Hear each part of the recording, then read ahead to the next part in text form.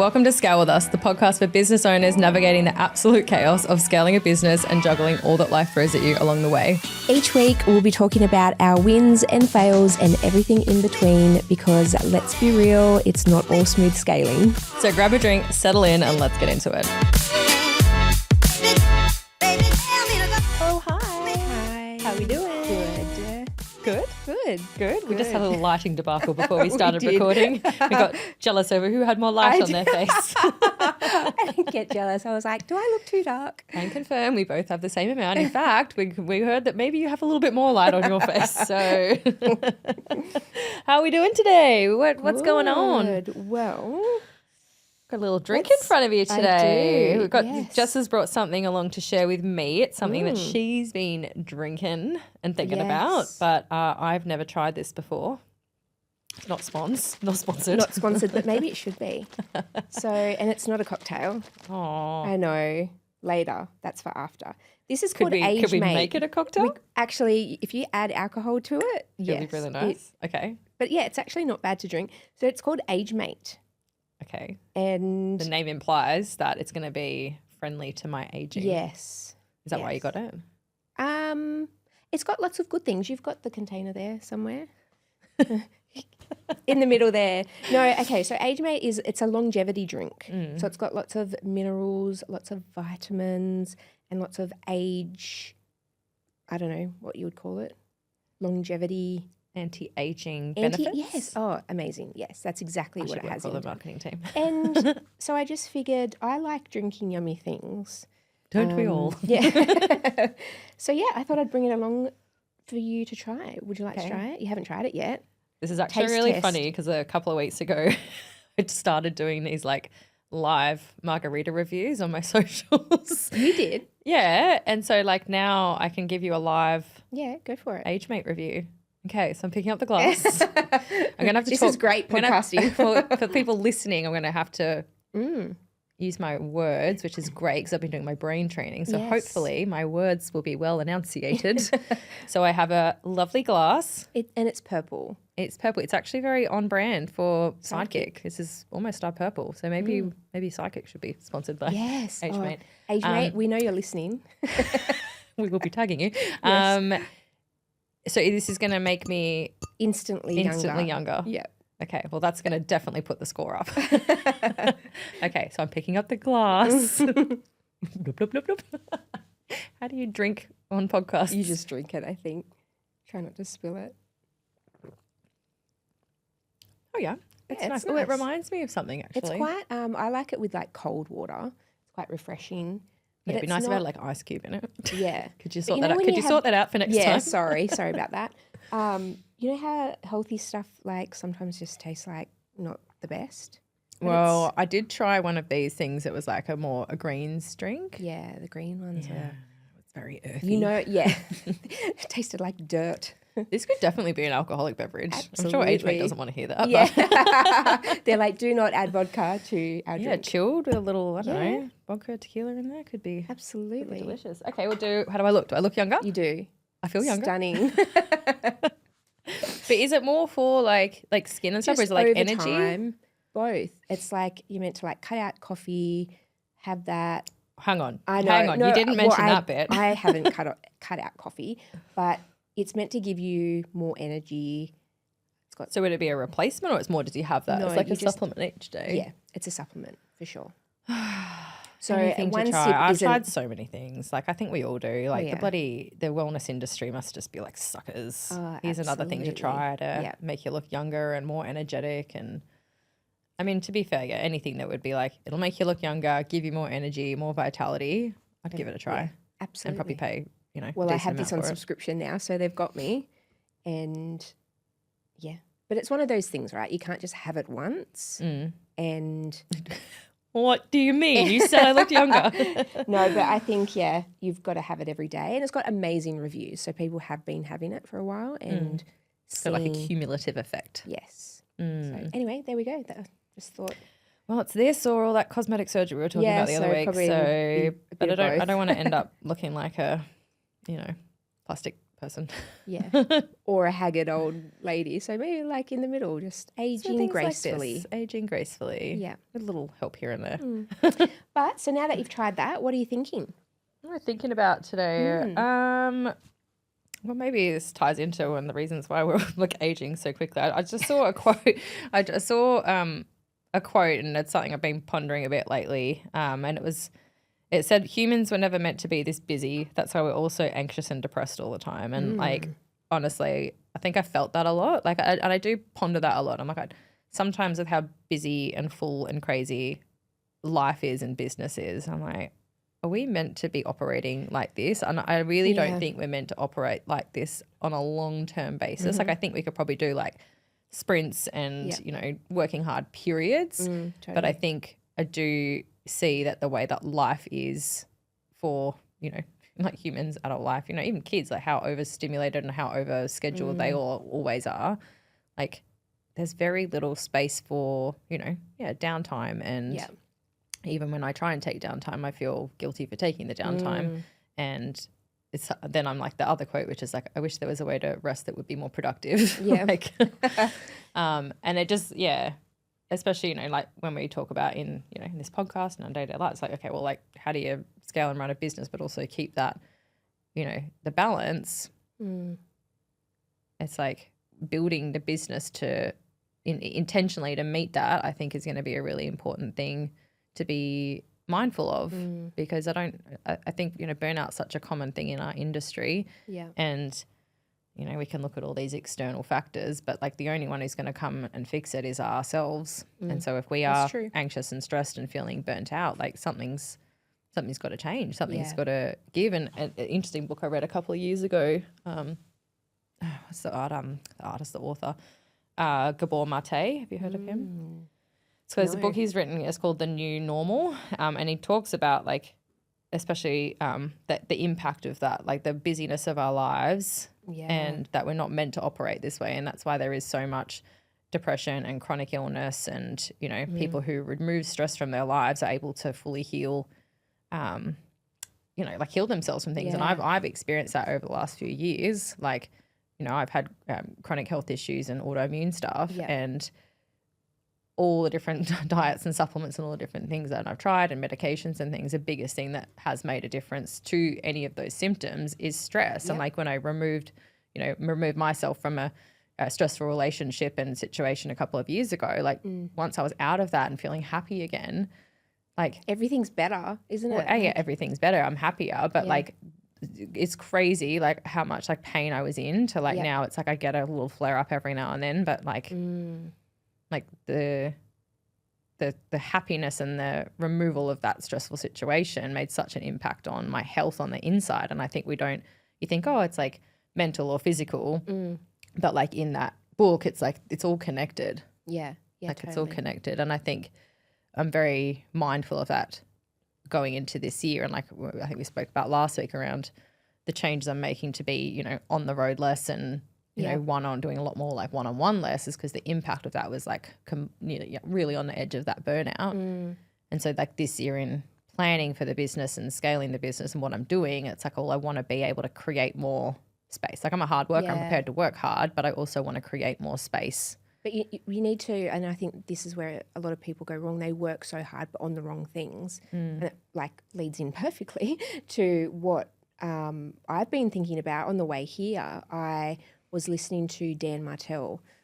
He's got an amazing podcast, an amazing book. It's called Buy Back Your Time. And I love him. His whole way of thinking about business and personal growth and delegation, like buy back your time is obviously about, you know, looking at your time, how you're spending it. Can you delegate what you're doing to someone else to free up your time to focus on bigger things, better things, growing the business, family time, whatever it is you want to do. Yeah, it is buying back that time for your family and kids, right? And he literally, buys back his time for everything. Like he has like a house manager. Like he's obviously very wealthy and has done very well, but he just looks at every area of his life. And I only found him maybe 12 months ago. And my business is 2.5 years old now. But a lot of what I was doing in my business at the start, I didn't realize is very aligned with how he has built his business and how he delegates things. So I'm trying to bring some of his resources and into, helping our clients to delegate more, efficiently. But it's incredible. It's called Buy Back Your Time. We'll link it in the show notes. Because he talks a lot around, it's like, it's business, but it's also like the personal side, like as you say, like a house manager, but it's also looking at, anything that's, well, you probably talk about it better than me. I know the concept. I haven't listened to or read the book, but like it's almost like a formula. It's like, okay, well, if it's going to cost me less than what my time is worth, like it's worth so paying your someone hourly to free up rate, my you time. can work that out. He's got a formula for that. And if anything is below that, so like, obviously he wouldn't go and do his food shop. His house manager would order it, have it delivered, meals prepped, all of that sort of thing. But if he's got his day planned, he would delegate literally everything. And I do the same. I look at my day and I think, what is actually here on my to-do list that I physically have to do, and what can someone else do? And a lot of people go wrong with, but no one's going to do it as good as I can do it, or I have to do that. And I think, well, what do I have to do? I physically have to be here recording this podcast. Only I can do that. Everything else, someone else can get it to 80%, and then I can come in at the end of the day and check it off or approve it. And that's, that's how your business will grow ultimately. Yeah, it's just interesting, especially on like the personal side of things, because like I definitely, when I'm making decisions around, okay, well, do I go to the shops or do I pay the $15 postage, or do I go and do those groceries, or do I, I got, like Woolworths delivery membership where it's like now it's like, it's either free or it's $10 if I need it in an hour. Yeah. It's like, okay, well, is it worth $10 where someone can actually go and I can actually get another extra hour of work done, or I'm not dragging the kids around the shops. And you got an Uber here, didn't you? I did today. I could have driven, but I had work I needed to do, and I knew we were going to be, like recording our podcast for most of the day. So I made the decision to pay for someone to drive me so that I could get, and I this morning I've got like emails responded to, proposals out. Like now I've, got the potential for more work and income because of that. I've approved some socials. Like, like there's stuff happening that, I love that. I was like, when you told me, I was like, that is the best. I love that, because so many people we know, so many of our clients wouldn't do something like that. They think, oh no, I'm not going to spend the $50 or $80, whatever it was, $100 on the Uber. But like, what's that hour worth to you? Like, how much work did you get done in that hour coming from like? I mean, I probably could have got a little bit more done. I wasn't like, you're too hard on yourself. But I did get some work done as opposed to sitting in the traffic. And then I would have spent the whole way here feeling stressed, because it would have been like, oh, so much I need to get done. But I was talking to a client the other day who's like a small business owner, and they haven't got, team. And they were like, oh, I'm just so stressed. I've still got to drop keys over here, do that. I'm like, why don't you pay an Uber to drop the keys over? And like, what, you can do that? I'm like, there's Uber package. Like, literally get an Uber. It'll cost you $20. They'll take it across town for you. That's going to save you an hour out of your day. They were like, oh, what? It's crazy. So it's like, it's sometimes it's not necessarily like team and hire. It's looking at the little ways you can buy back your time. Yeah.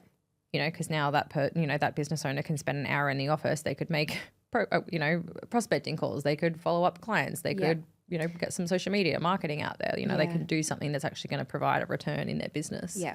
And that's like, Dan talks really well, like about how you're spending your time as well. When you buy it back, how are you spending it? So his big thing it's is not to like lie on the couch and have a little scroll. Doom scroll.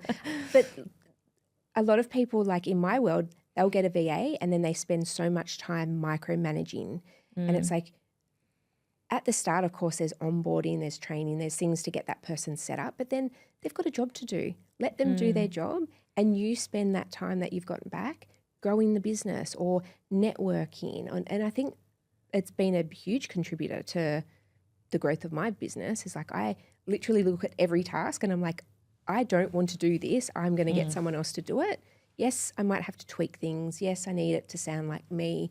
But if someone else can get it to 80% done and I come in and tweak a few things, that is so much better than me thinking about doing it and having to do it. But I don't micromanage my team. I don't want to. I think it's easy to say, like, I know it's taken me time to be able to let go, and I know like there's you know, for a lot of business owners, like it is hard, especially when it's your baby, like, you know, to let go and trust that someone's going to do it.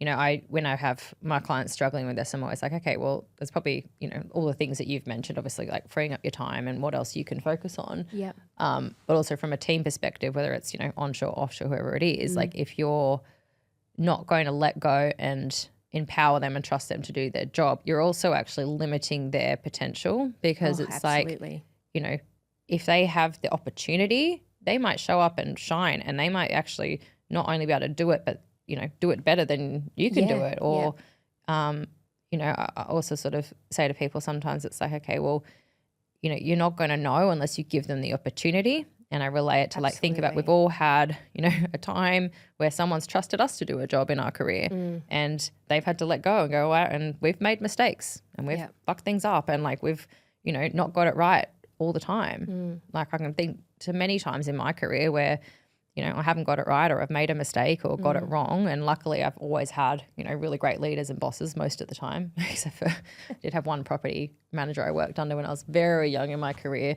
If I got something wrong, she would literally she'd get the piece of paper or the letter, like back when you sent letters out, and she'd just put a big cross through it and hand it back to me. And I'd be like, oh, like a teacher. Well, yeah, but she wouldn't tell me. She wouldn't teach me. She'd be like, you find the mistake. Oh my God. Okay, well, that's not a good leader. Do you know what? Like, I remember getting so upset with it at the time and being like, she's a bitch and blah, blah, blah. But she, you know, it actually taught me to find my own mistakes. So instead of her fixing it for me and just going, oh, it's easier if I do it myself, which is what a lot of business owners do. Yeah, true. Take it back on themselves. I mean, she could have had a little bit of better bedside manner. Like if it was me, I would go, okay, this isn't quite right. It's got a few mistakes. If you can go back and review it and come back to me, maybe that's a slightly nicer dialogue instead of cross and throw the piece of paper back at me. But, you know, it was all right for me to make a mistake, and I had to then figure out how to fix it. Yeah.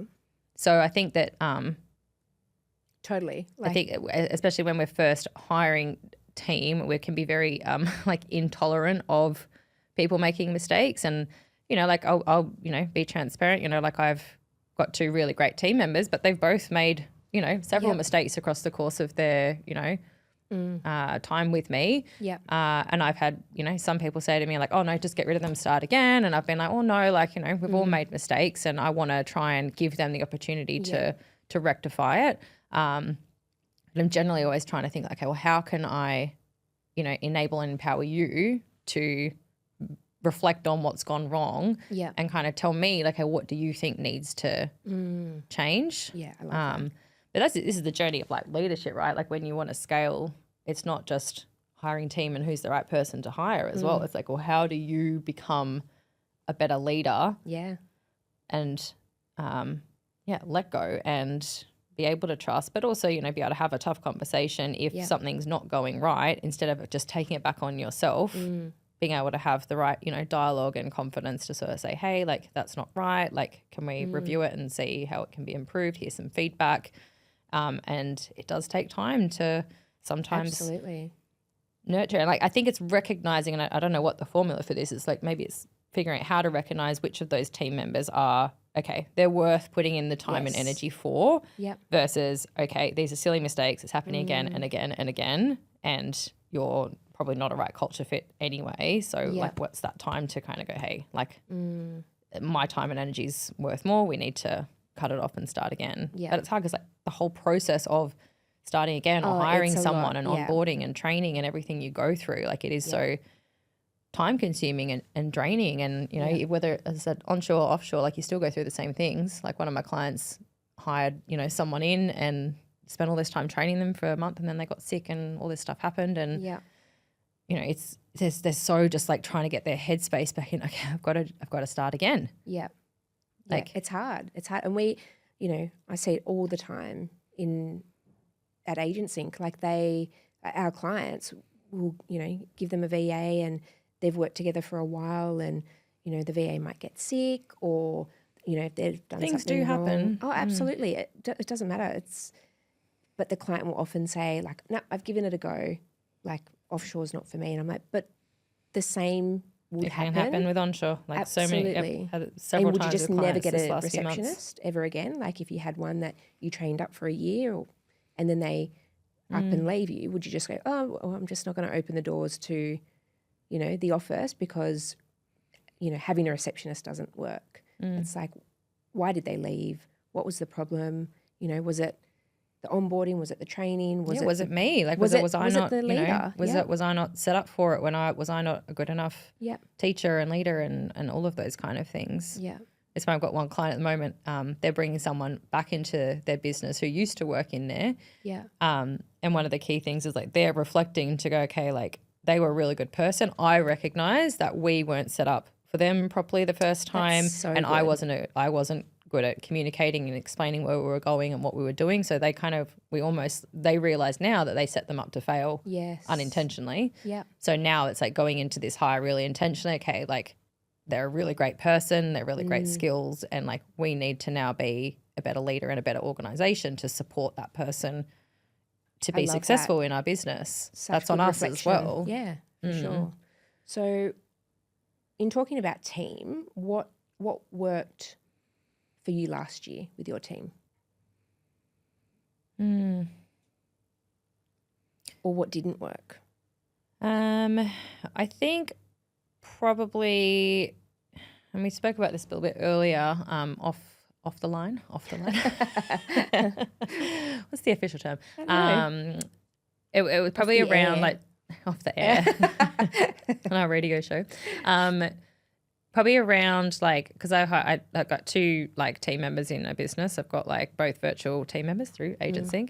And I think part of like what I was just talking about, maybe me not being clear enough around, what I needed from those roles and maybe having them both a bit too generalized. And I think towards the end of last year, kind of had some of those like, come to Jesus moments where, okay, some things aren't working. Really had to like with one of my team members recognize, okay, there was performance, but there was also, okay, there's been a lot of change within the business. Yes, so let's use this now as an opportunity to reset, redefine the role and give clear guidelines and expectations moving forwards, right? Like it wasn't the same role as maybe it was 6 months prior or however long it was. Yeah.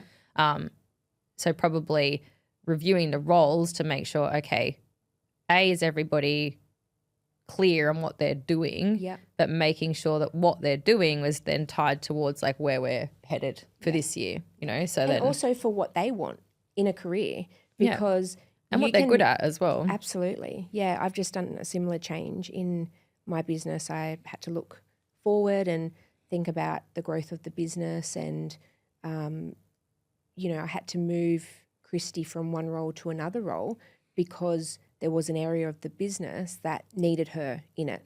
So, that process for me was very difficult. It was difficult for her because, it's change. And, we just had to make sure that everyone was okay with that happening and we're all on the right path to, where we want to take the business.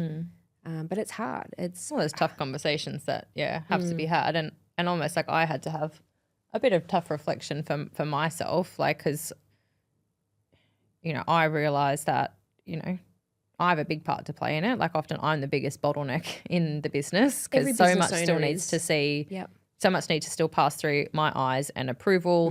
There was some stuff that like I really needed to hand over, but I hadn't like fully let go of. And that wasn't empowering, the person to fully do their job. And because maybe I wasn't as super clear on my vision and where I was headed, that was very hard for, it'd be hard for anyone to, deliver any outcomes where it's like, oh, today we're going here and today we're going here and now we're focused on this. And like, oh, don't worry about what I said 2 weeks ago. Now we're focused on this, right? I'm very like, I'm a very like that. Yeah. Lately. And I'm very like a, that's the beauty of being like a scrappy startup mode kind of business is that you can think of a new package, you can think of a new direction you want to go and you can change things really quickly, right? We haven't got a lot of big red tape that we have to go through, but that can be very taxing on a team. And for both of those team members now, like across the last couple of months towards the end of last year, starting this year, in spending time getting clear on business vision, where we're going, what things need to look like, and then really looking at, well, for the business to be able to achieve the outcomes it wants to achieve this year, what are the functions that need to happen? And I can't do it all. I can't wear the marketing hat and the service hat and the, financial tracking hat and the people management hat and, the operational side of hats. I can't do that. Well, sorry, I could do that if I was happy to stay where I wanted to stay, but if I want to achieve what I want to achieve, I can't do that, right? So I have to look at those different hats and go, okay, well, for the business to achieve its growth goals this year, like marketing and bringing on new clients is a big function of that. And so I have, I had one of my team members who was in like more of just a VA social media doing stuff type like role. A general VA? Generalist, like doing, bits and pieces here and there, design stuff, right? And I'm like, I actually really need someone to run the marketing, right? Be looking at our whole marketing funnel to be kind of go, cool, like emails need to be going out here, like socials need to be going out here, like ads need to go here, like, and driving that. Yeah. Because if it's left up to me, I've got ideas and then they go in my ideas thing and like, then it's more just sporadic. Speed to execution is like key. Yeah. So I actually promoted her into, because I saw she had the right skills. Yeah. I'm like, cool, I'm going to promote you into that marketing manager type role.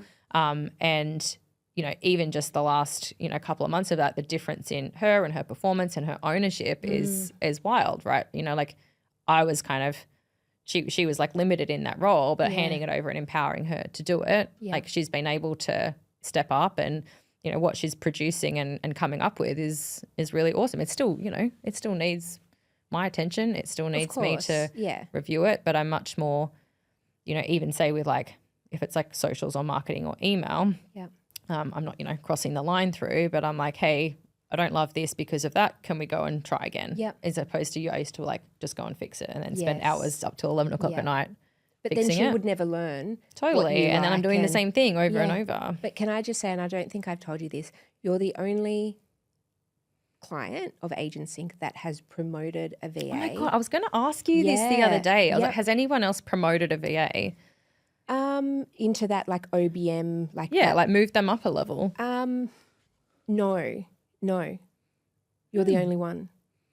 Yeah, we've got clients that have had VAs and then they've come and redefined the role. Yeah, but not actively promoted them and paid them more money.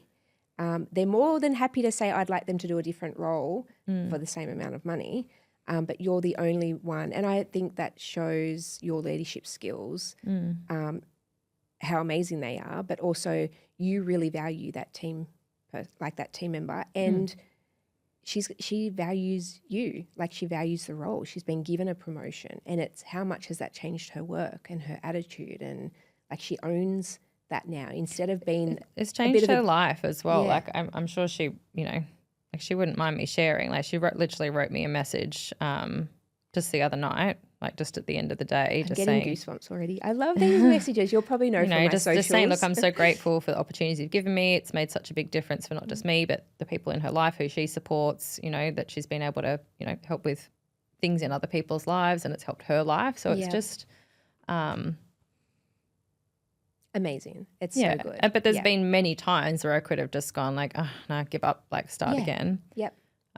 With a different VA or just doing it yourself, right? Or taking it back and doing it myself, yeah. And I've thought about that like many, many times. Oh, me too. And I'm sure the listeners have. They've had some help previously, or it's like us even with cleaning, right? We're like, oh, the cleaner didn't, they didn't do this and it's like, oh, I'll just do it myself. But that and the team thing, right, is like letting go of the need for absolute perfection.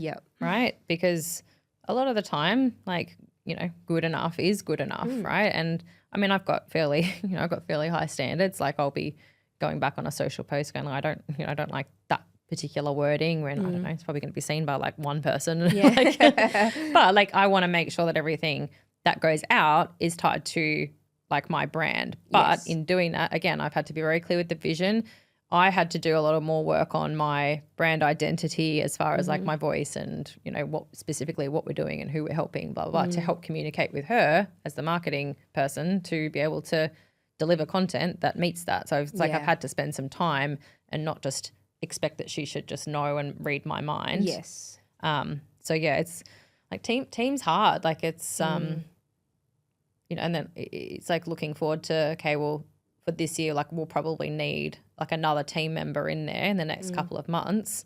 And so you have to go through it again. Yeah. But it's probably like thinking this time and what we've gone through the last few months, we've now got a lot of resources. So as far as all that brand stuff goes, as far as very clear on our, you know, offerings and who we're helping and all that sort of stuff, there's now a lot of resource sitting there. So that like next time we onboard, there's resource. We've got so many more like SOPs and things built out now. So like say for, you know, like my OBM ops manager, Grace, there'll be stuff that will come off her plate. There'll be stuff that comes off Ina's plate. But a lot of that's systemized now. Yeah, that's so good. And that's the thing I talk about a lot with my clients is like your next hire is not going to be your last hire, hopefully, if business goes well. Well, yeah. Or maybe for some it will be. You know, I've got some of the businesses I work with, they don't want to be huge. They just want to create like a solid lifestyle business and maybe it is one And hire. have an asset to sell. But even if it's like, okay, well, that next hire that you bring on, again, something could happen. Things happen in life and business. And so that person might need to leave or go or change and you might need to bring someone else in. And the more I think you can do as far as setting up your business for, you know, onboarding all your SOPs, you know, making it very easy for anyone to kind of like slot in is really important, especially now like in property management, there's a massive skill shortage there's not a lot of highly skilled property managers out there. So having a lot of my clients need to think, okay, well, who else can we hire and what else can we do and what other skill sets could we look at? And sometimes that's working really well where a business is very well set up from like, okay, well, pretty much anyone could walk in and do the job because we've got everything set up. It's not just all like up here in my head as to how to do the role. Yeah, totally. And I think, you know, with that skill shortage, when a great property manager does come forward, the salary that they're asking for, you know, can be huge. It's wild. Sometimes it's I'm like, wild. damn, I think I'm going to go back and be a property manager. Get paid more than what I pay myself these days. And that's great if they've got the experience and the skill set and all of that, but then they'll put them into that property management position and they're still stuck behind the computer doing a lot of the admin. So I think you need to look at, you know, yes, that role is needed. Like there's always going to be a place for that role. But whether it's software, AI, a VA, something, you need to be able to take a lot of those admin tasks off the property manager and have them out and about, you know, doing the things that they should be doing. Or on the flip side, actually, like on the phone. Then hiring someone that can be out and about. Like there's a lot, it's very popular at the moment to be getting an inspection agent to be out, you know, on the road and actually having the property manager not necessarily focused on the admin side of things, but actually dealing with the issues like, you know, troubleshooting, speaking to clients, building relationships. And I think that's probably where the industry's like trending with that. And there's definitely quite a few businesses where it's, you know, instead of the traditional property manager does 100 start to finish, it's now this like hybrid model where it's like, well, you have like more of that senior PM and then there's there's a pod around them or a shared pod or a hybrid situation going on where, they might have a VA, they might have an inspection agent, they might have, you know, if the office is big enough, someone just focused on maintenance, you know, like it's not now the one way to grow a real estate business, a property management business. There are options. There's like outsource services, you know, there's tech now that can do so much stuff for you. That's true. Yeah. The same way you got your Uber here, it's like, why would you have your property manager in the car driving around house to house to house to house to do ingoings and outgoings? Like it's a report that can be done by someone else and that's their only role. That's the controversial belief. There's a big school of belief that there's a lot of property managers go, no, I have to see the properties myself. And then every inspection?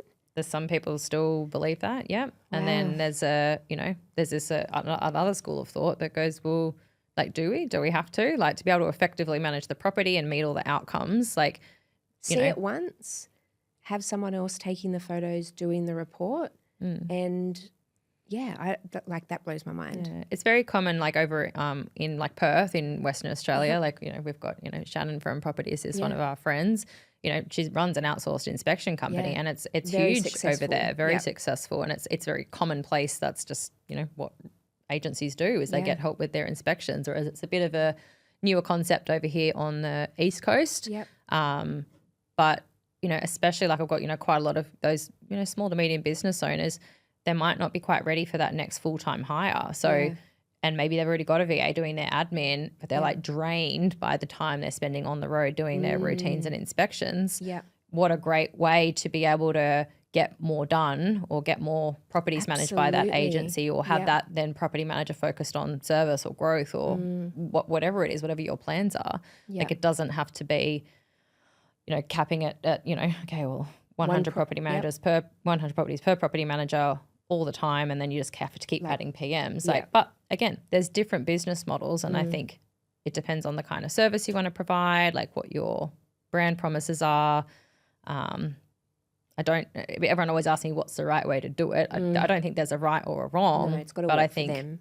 But that's the analysis. I think you've got to work out what will work for you and look outside the box, because maybe what you're seeing someone else doing isn't the way that you have to do it. Yeah. Which is why, you know, speaking to other people and seeing how others are doing it is really important. Yeah. Well, that's where your mastermind would be great, because you've got everyone there and they can share. And and that comes up in the calls all the time. It's like, you know, where are we? You know, I've got a couple of clients at the moment, smaller end of the, you know, portfolio size, and but still running and doing all of themselves, and we're looking at the different options for them, right? So who is that next hire? And some of them are trying to work out, all right, well, as a small business owner, do I want to keep managing the properties, right? And if so, who do I need to bring in around me so that I can manage more and focus on the clients, right? Is it an outsourced inspections, or is it a VA, or is it a marketing VA, or like who do I need so that I can keep doing what I'm doing, but take some of those hats away from me? You know, or if they don't want to be managing the properties long term, it's like, okay, well, where would I need to get it to be able to hire an actual, you know, portfolio manager, property manager? Maybe they're there now, or maybe it's like, cool, well, I actually need to get on another 30 properties before I could be at that level. We financially forecast it out.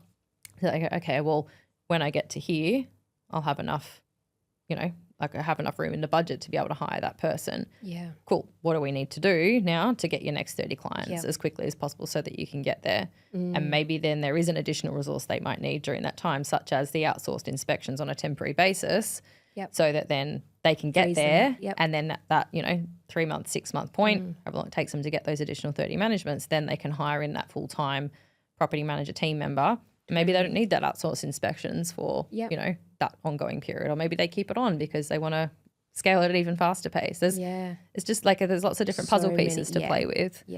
I mean, the good thing about like Shannon's business is it's priced like per inspection, and you can drop back, you can increase. It's like you can't do that with a team member. Like you can, but it's very difficult and you wouldn't want to bring someone on for a month or two to get you through, you know, a tough period. You've got other services available. And we've got clients in agency that come and go, and, you know, that's fine. We love supporting them.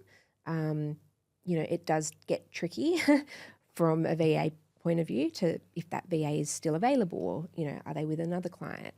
Well, yeah, but we've had this with, you know, a couple of people recently where they've taken on a VA part-time, and then all of a sudden they're like, oh, now I want them full-time. But you're like, well, they work for another client. You know, like it's hard. But I mean, again, there's different options there. And one of the things, you know, might be then for that person is looking at, okay, well, looking forward for the business. I know you do this quite well with, you know, new clients at agency, because kind of go, well, who do you need for your next hire? And does that need to be this generalized person, or do we need a specialized person, you know? And because like how do you do that with the clients that you're working with? How do you work out whether to get like a general VA, or whether they need like more of a specialist OBM or a marketing manager or someone? We've broken out our packages. So, you know, we've got our essentials, which is more of your general VA.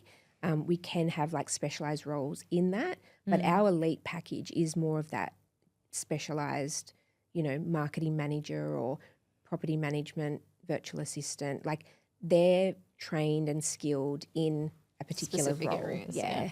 And I think, when people think, oh, I'll get a VA, they're often thinking a general VA that can do a little bit of everything.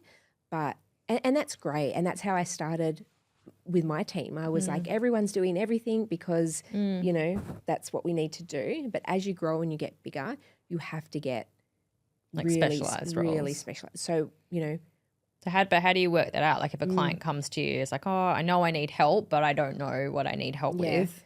mapping, like we sit down with them virtually or, I go into the office and we can sit down and talk them through, look at where their business is now, where they want it to be, who's in the current roles, whether it's onshore or offshore. And we start with one role.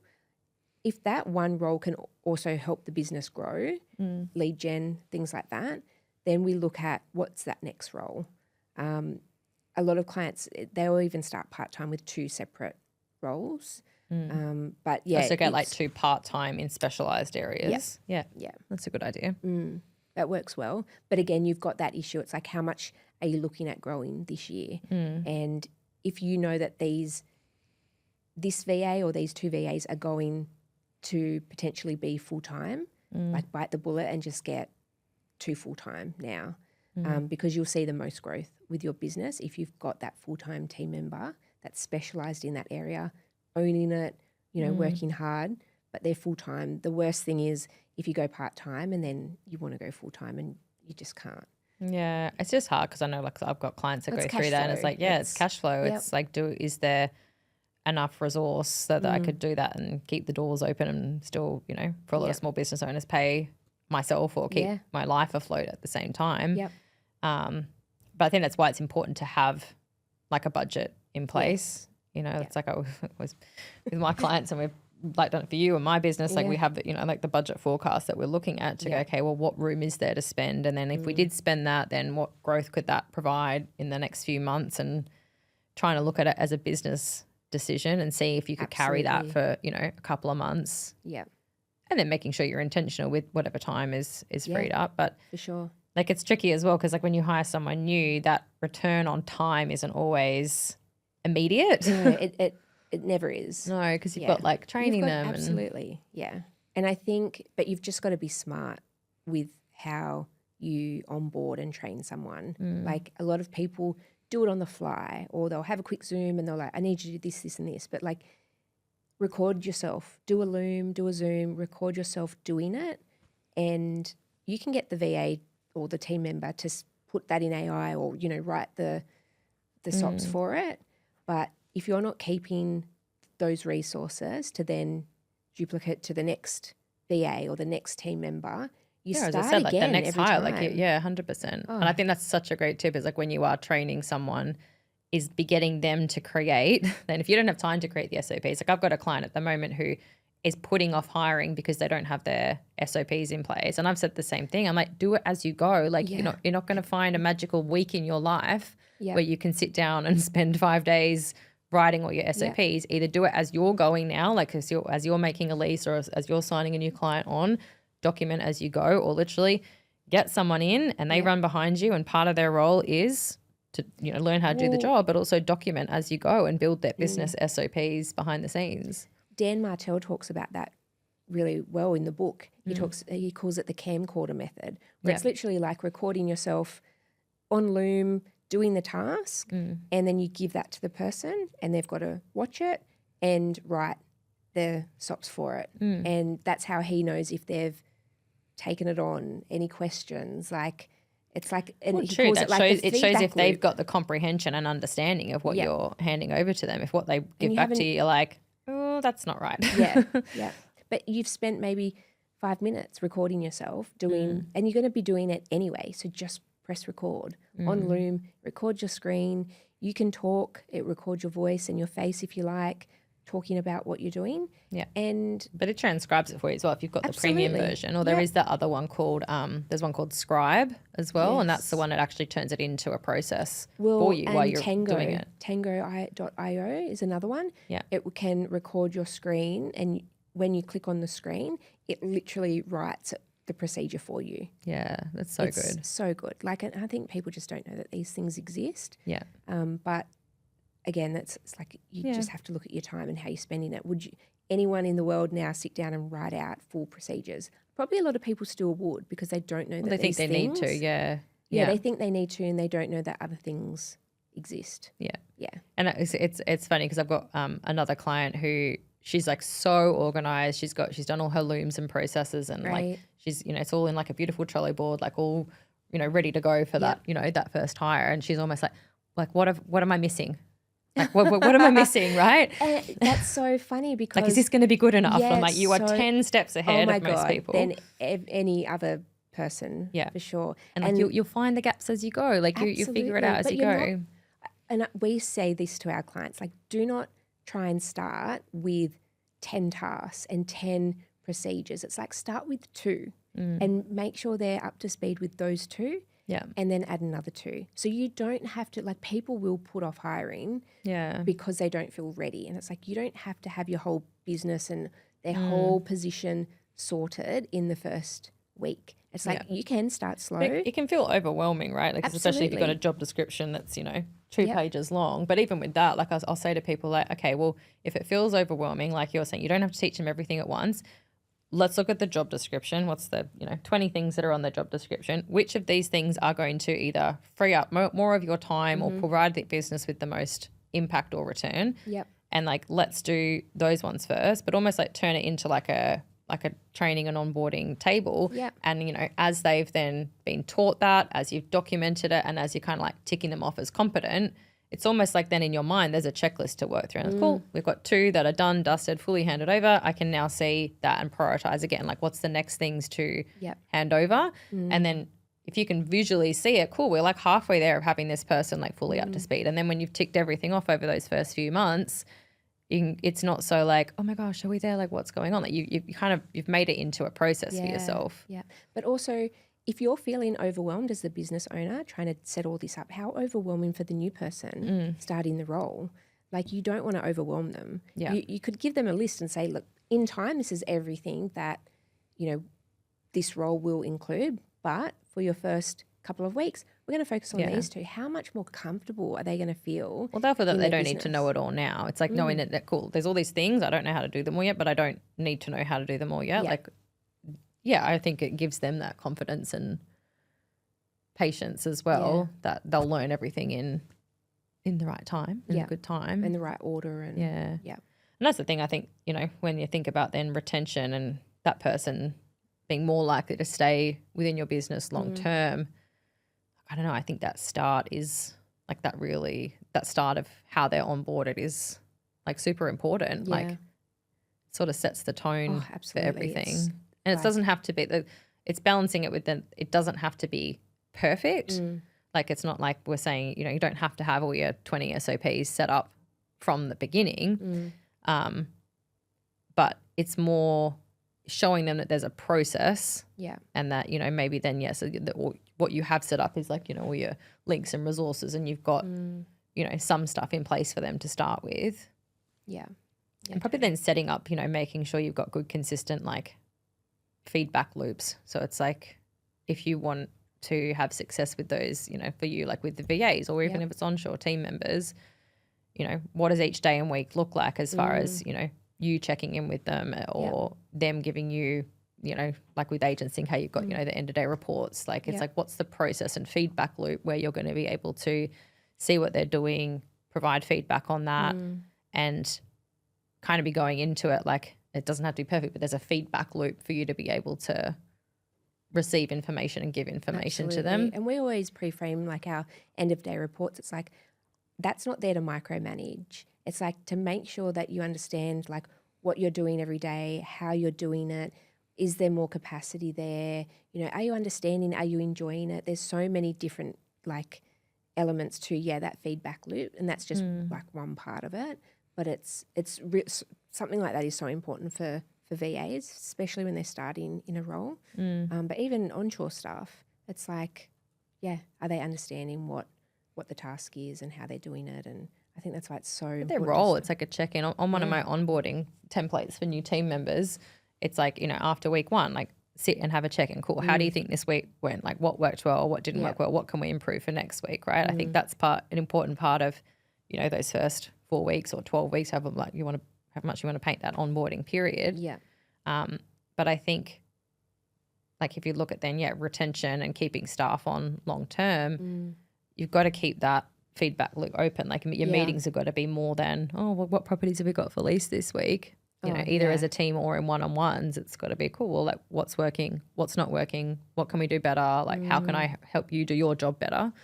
I think that's, if you have that, then you're probably going to be able to pick up issues a lot quicker than, you know, what we're probably all guilty of doing. Sometimes, I think it's going well. I'm just not going to ask, like, or I can sense that something's a bit not right, but I don't want to open that can of worms, so I'm just not going to go there. Yeah. I said to someone the other day, I'm like, your job as a business owner is to open those cans of worms. Yep. You got to open the cans of worms. You got to look under there and get the disgusting juice out to be able to. It's not a good analogy, is it? No. To be able to either fix the problem or move things through. Like there's so many businesses I speak to where there's like, you know, toxic culture issues or problem people within the business or, you know, just these like noisy rackets going on where the same stuff's going around. I'm like, okay, well, if you had to sat them down and like open it up and say, what's this about? Like, oh no, I don't want to go there. Yeah. It's like you got to go there. You have to. Yeah, absolutely. Because otherwise those problems fester. The moldy. worm juice festers. So then thinking about the year ahead for you and Sidekick, and what are you going to be doing with your team, do you think? Like you mentioned potentially another person, but is that more to help you in the coaching space, or is that behind the scenes? It'll be to give them an additional resource. So your again, clients? it's like looking to for my team. You know, because I know that as my as my mastermind program grows, as we get busier this year, you know, part of like Grace's role is operations, but she's also doing a lot of like client management, community management in our program. Like she's jumping in and she's flagging with me, hey, you know, Kate needs this resource. I'm like, cool, that's over there. She's helping with a lot of that communities type of stuff. Yep. And it's like it's the same with the business owner. It's like, okay, what's the tasks that aren't the highest and best use of her time? There's going to be some like admin, calendar management type stuff that she's helping with now that, you know, like she's going to be spending more time on the stuff that she's really great at, and we'll need to bring on that additional resource so she doesn't, you know, burn out or get overwhelmed. And that's something that, you know, I've communicated with both of them. Like you need to both keep me, you know, in the loop the next couple of months. Like if you're drowning, if it's getting too much, if you're getting overwhelmed, like I'll check in with you, but you also need to put your hand up. So we'll look at, probably another admin based hire, but potentially as someone who can support the marketing function as well and do some basic, you know, design and social stuff to help, you know, Ina on the side of the marketing. So, but that's again, so she can focus on the higher level strategic stuff and not be so bogged down in the, you know, design and bits and pieces when a lot of that is templated, and we've got custom chat GPT set up for a lot of stuff now. So I think it'll be monitoring the capacity and then bringing on that additional hire in the next couple of months. And then the for me as a leader, like I think I'm a very good supportive leader, but it's working on again, like I recognize where I'm the biggest bottleneck. There's like, you know, even as we sit here now, I can think that there's lots of things sitting in our Asana that I need to approve. So it'd be looking at how do I remove myself from as much of the approval process as possible.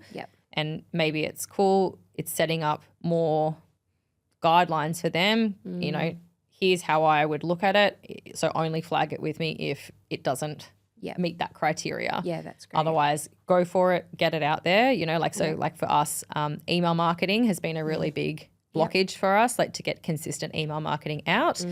And that's me as a perfectionist because me too. Like my team will put together the email and it will sit there for approval and I'll read it. Oh, it's good, but like I think it could be better, and then I overthink it. I'm like, what if people don't like it? What if it's annoying? What if I get people right back and say, oh my God, you're spamming me, like get out of my inbox. Or unsubscribe. And so it's like I need to just provide really solid frameworks, and like unless I see it and I'm like, it's, you know, there's a big red flag in it, like if it's good enough, like just get it out. Because I'll spend weeks sitting on it, you know, we could have, you know, maybe 50% more clients than we have right now if I wasn't the bottleneck for a lot of that stuff. So it's, I suppose, it's trusting and empowering people to do their jobs and what I need to do to let go of more to allow, you know, say that marketing function to happen without me needing to be so involved. That reminded me of when I first started and you're like, have you sent the email? Like I'd been collecting all of these email addresses and that was so funny. I sent an email and I got so many clients bookings, from it. Like my calendar, this is when I was doing the sales calls, but was like full and I was like, oh my God. And it scared me that much of how well it went that I didn't do another one for like 6 months. So I like was the bottleneck to the growth, even though it grew, you know, has grown well. Like how much further, if I just consistently every week, like it just went out, like create the framework. But that happens now in your business, right? Like you just set them up and the team gets them out, right? Yeah. That's where we need to, that's where we need to get to. But I think it's, you know, that when we spoke about marketing last week, but again, like that's an outcome that needs to happen in the business to achieve the marketing and growth goals of the business. One of those components is the email marketing. And then we're talking about team today. Well, like if it's up to me, I don't have the time to create, put it together, you know, do all of that. Like I have to give that as a responsibility to my team to free me up to focus on, you know, what I, you know, can do best, which is like supporting my clients. Like I need to spend this year as much time as I can supporting my clients, improving our content, like really focusing on getting my clients the outcomes why they're, you know, paying me to be their coach, which is to help grow their business. Like I'm not a coach who's like, okay, well, like hopefully you, no, I'm like, no, we're going to like, what do you need to do next to move forwards? Like how are we going to get you to your business outcomes? And that's how we check metrics as well, because if I can see someone is stagnant but I know they want to grow, like there's a blockage there. So I'd rather be able to have that, you know, my time spent on that, and then that marketing function is just cranking and happening behind the scenes, which is why I promoted, you know, Ina into that role so she can, you know, she can drive that. So yeah, that's kind of all in motion and happening for this year. But what about you? More specialized roles in the business, and like as opposed to just having, like as you said before, people doing everything, generalist stuff. Yeah, I mean you've got that already, don't you? Yeah, we've got a couple of people that are still doing, like when I look at Sheila, and again it's like the best use of her time. It's not just looking at the business owner now. It's like looking at the team, and she, for a big chunk of last year, was doing a lot of everything, and her skills are better spent in one area. So we've just got her, like her own VA to help her. So I think it's just recognising who in the team is, what their skill set is, where they're better spent. I probably have too much team at the moment. Like over-resourced at the moment for the client load. Yeah, a little bit. But that's fine. I'm setting up for the next phase of growth. And I think that's really important to have that team ready to go so we can, support the clients and the VAs that are coming on board. Well, because and then if you're putting those puzzle pieces together, so you've just hired a salesperson as well. So you have to have that capacity there. That's if she starts, well, not if, let's reframe, positive mindset. When she starts, you know, cranking up and like you need that team there to have the capacity to onboard and recruit and do all those things. Absolutely. So we've looked ahead at the whole year and how many clients we want to bring on, how many VAs. We want more of our clients to grow a team. So your existing clients to expand the teams that they have with you. And that's smart, right? That's less acquisition you have to go and do if you can get your businesses to grow. Yeah, absolutely. And that's when it works well. Like we want our clients' businesses to grow as well. So if they're bringing on more team, but we want to support them to be able to do that. So, yeah, I think for us it's, just more specialised roles, supporting the team, yeah. Yeah, and it's like that capacity planning, right? And that's I talk to my clients a lot about this. It's like, okay, well, look, if you do have the goals this year to grow your business by 100 clients, can you service that capacity with your existing team, or at what point are you going to need to bring on additional team resource, tech, something before that model will break? Yep. And sometimes people wait until they get to the breaking point and then they lose team members and things like that. So I'm always encouraging people to look forward with that forecasting, not only so you know what the income and, your expenses are going to be, but looking at, okay, well, maybe it's like headcount per property or, looking at that team. It's like, when will we need that additional resource? Then looking at, okay, well, what are our options? What might carry us through, or just extend that out a bit more before we would have to put in that full-time hire. So I think, but you can't do that unless you've got the vision and the goal set and you know where you're headed. The data as well around, how many clients can you take on without breaking. And that's dependent on like the service levels that you want to provide as well. Absolutely. And again, there's not a black and white right or wrong with that. There's businesses where they want a high premium level of service. Well, their property per headcount is probably going to be, headcount per property is probably going to be a bit lower. Yeah. To be able to deliver that. But, there might be others who can, squeeze more in because they're, happy to, or they've got the systems in place to facilitate that. So, yes, lots to consider for the year ahead. Yes. Well, I know we shook up our start drink. I've got something special for us. It's not a cocktail either. No. It's our special question of the week. Hopefully this one's not about boobs like last week. But just a reminder as well, if you would like to fill up our question jar, we would love to receive your questions or your current challenges so we can unpack them live on the potty. So we'll pop a link in the show notes, or you can check out our link in bio on our socials or DM us with your questions and we will collate some of those to read out on air. You're looking at my hands like, what question has she got in there? Okay. This is funny. What's the weirdest thing you've ever Googled? Oh, my God. So many things. So many things. I always think like if there was like, if I got murdered or if I died and someone went into like my search history, they'd be like, what was she doing? Geez. Do you know yours? The first thing that comes to mind is, how much money do people make on OnlyFans showing their feet? And is that a business model that could be more time efficient than what I'm doing now? Probably. I mean, how good are your feet? I think I have nice feet. Can't see them on the potty. Millions of dollars worth of goodness? I don't know. Yeah. Like people make some good money. Do you know what? I'm always Googling like how much money like actors make or certain professions or business. I actually I do like how much money would like a bakery make or something? Like I'm always like interested in the how things work. Like I don't know. Is that weird? If I take a drive, about weird, like what's something weird that you would have Googled recently? Like, is it normal too? Like, when you have to like Google, is this normal?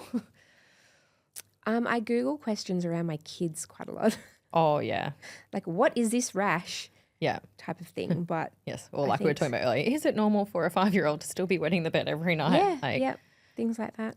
Because how do you know? Like, otherwise you have to go on the mums groups. Yeah, well, I don't like the mums groups. I'm there for the popcorn. I don't for the comment section. Yeah. It's just like it's the Wild West out there. Is. Absolute Wild West. But I mean, Google probably is as well.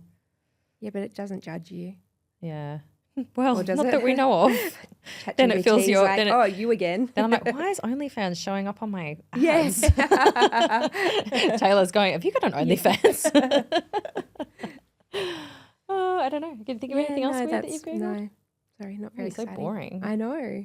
Or probably what about you? Anti-aging stuff probably. Yeah, like, which drink is going to save my life? How do I have more energy? How do I stop my wrinkles?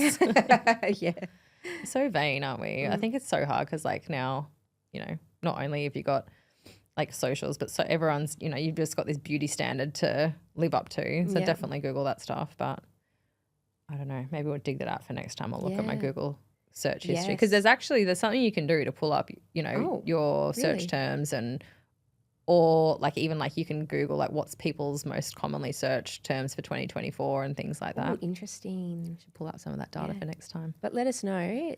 Slide into our DMs. What's the craziest thing? Not about OnlyFans. Not about my feet. Get out. You can't see my feet, okay? Discount code for OnlyFans. No, what's the craziest thing you've ever Googled? Would love to know. Oh, yeah, tell us. Duh. I thought you were saying about the questions. No. Oh, yeah, tell us what the weirdest thing you Googled. Yeah, we'd love to know. Put a little poll on our stories and see what people say. Yeah, love it. Okay, on that note, let's wrap it up. Go rest our feet and prepare for our second job, our evening job. They'll never know. All right, chat to you next week. Bye. Bye.